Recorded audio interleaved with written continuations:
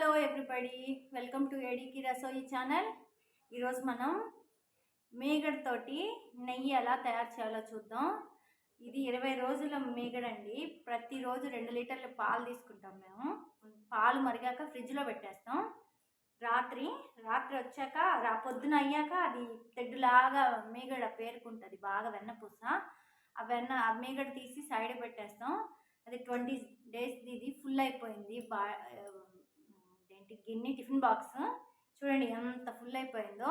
ఇప్పుడు నేను దీంట్లోకి ట్రాన్స్ఫర్ చేసి, ఇంతకుముందు అంటే మా అమ్మ నేర్పించేది ఇందులో మళ్ళీ తోడేసి, ఇది మళ్ళీ తోడయ్యాక పెరుగు అయ్యాక అప్పుడు దీన్ని విస్క్ చేసి అప్పుడు దీన్ని ఒక 4-5 సార్లు కడిగి అంత పెద్ద ప్రాసెస్ చేసేదాన్ని. ఇప్పుడు అంత సీన్ ఏం లేదు, అంత చేయక్కర్లేదు. నేను ఇప్పుడు మేము ముందే చూపించేస్తాను. ఈరోజు మా వాడు ఇంట్లోనే ఉన్నాడు, మా దివ్యేష్ గారు, మా బడ్డీ నాకు హెల్ప్ చేస్తూ ఉన్నాడు. నేను విస్కర్తో విస్క్ చేశాక ఎలా టైట్గా అయ్యిద్దో, ఇది పుట్టి మీగడే, దీని తోడు గీడేం పెట్టలేదు. ఎంత నెయ్యి అయ్యిద్దో చూద్దాం.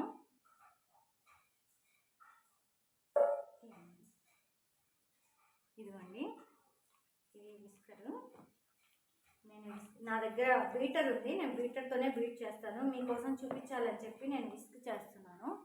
నేను ఇది బీట్ చేశాక నేను మళ్ళీ ఎలా అయ్యిద్ది ఏంటి అనేది నేను మళ్ళీ చూపెడతాను. ఇదిగోండి అయిపోయింది. విస్కర్ తోటి నేను చేసేసాను. ఇప్పుడు ఇది మలాయి ఎంత అవుతుంది, 4-5 సార్లు నేను కడిగి వాష్ చేసి ఆ గ్యాస్ మీద పెట్టాక నేను మళ్ళీ చూపిస్తాను. చూడండి ఎలా వచ్చిందో. ఇది బాగా విస్క్ చేసి నేను 5 times 6 times నేను వాష్ చేశాను. ఇలా అయితే అయ్యింది. దీన్ని ఇప్పుడు మరగబెడదాం. ఈ గ్యాస్ లైటర్ తోటి ఎంత పెద్దగా ఉందో చూడండి గ్యాస్ లైటర్. దీంతో మరగబెడదాం. మా వంటమయ్య ఎప్పుడు పడితే అప్పుడు వెంటనే గ్యాస్ మాత్రం ఆఫ్ చేసేస్తున్నాడు. ఇది కరిగాక, ఇది ఎలా కరిగాక నేను మళ్ళీ నేను మీకు వీడియో పెడతాను, ఓకేనా? మళ్ళీ నేను చూపెడతాను. ఇది బాగా మెల్ట్ అవ్వనియండి. ఇందులో ఉన్న వాటర్ అంతా ఎవాపరేట్ అయిపోద్ది.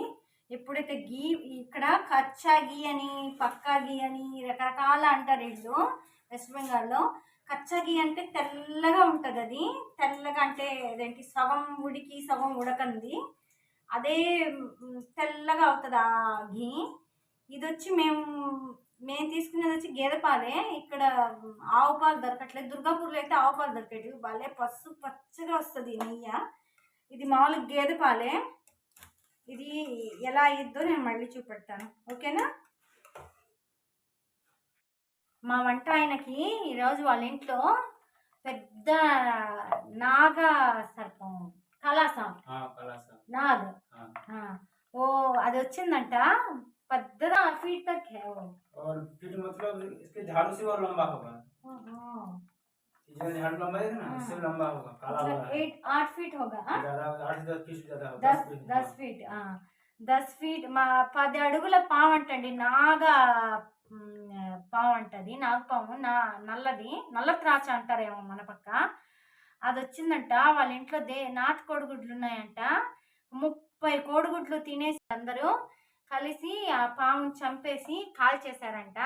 మా భయ్య చెప్తా ఉన్నాడు, వినండి. ఇక్కడ నా గీ అయితే తయారైపోయింది. ఇది నేను లాస్ట్లో కొంచెం కొత్తిమీర కరివేపాకు వేసేస్తున్నాను. అయిపోయింది. చూడండి, ఈ రెడ్గా అయింది కదా, రెడ్గా అయిందా ఎల్లోగా అయిందో కనిపిస్తుందో, వీడియోలో ఎలా కనిపిస్తుందో నాకైతే తెలియట్లేదు. నాకైతే రెడ్గా అయిపోయింది. ఇక పెడితే మాడిపోయింది, అందుకే నేను ఆఫ్ చేసేస్తున్నాను ఇంతటితోటి.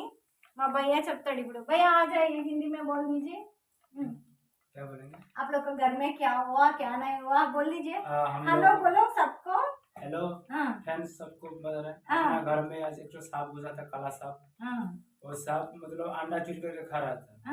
घर में वो गाया था, दो देख के उसको बहुत डर रहा था। तो घर में फोन करके इन्फॉर्म दिए, तो आके सांप को जैसे कबाड़ खुले तो सांप आके सामने खड़ा हो गया। तो सांप को चाचा ने मेरा चाचा सांप को मार दिया చాచా అంటే అంకుల్ వాళ్ళ అంకుల్ అంటే పెదనాన్న చిన్నాన్న అంటారు కదా వాళ్ళు ఆ చాచా అంటారు.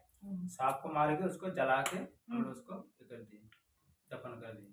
दर्पण कर दिया. जलाना पड़ता है ना सांप मारने से. हाँ जलाना पड़ता माँ है. हमारा तरफ से भी थोड़ा सा उसका ऊपर दूध डालता है जलन करके. वैसा ही होगा प्रोसेस. कहीं पर अलग अलग होगा. एक एक स्टेट में एक एक जैसा होता है. हम लोग का घर और खेत एक सामने है ना, इसलिए सांप इतना आता है. खेती बाड़ी का सामने ही है. एक खेती है एक घर है. ఓహో इसलिए सांप పొలం పక్కనే అంటండి వాళ్ళ ఇల్లు, అందుకని ఎక్కువ పాములు వస్తాయంట వాళ్ళకి. నా నెయ్యి అయితే అయిపోయింది చూడండి. నేను ఇందులో వేస్తాను నెయ్యిని. ఇది గ్లాస్ది, ఇప్పుడైతే నేను వేయలేను.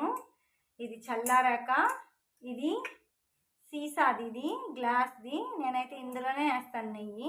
ఇది చల్లారాక నేను ఇందులో వేసేస్తాను. కనిపిస్తుంది కదా బాగా బుడగలు వచ్చేసి. కాస్త చల్లారాక ఇది ఇలా ఫామ్ అయింది. అరే ఇది తీసుకో. వాట్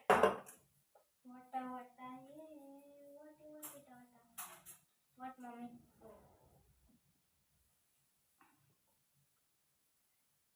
सांप को देखो मैं गिर गया था गाड़ी लेके. ఏ చూడండి ఇలా అయిపోయింది.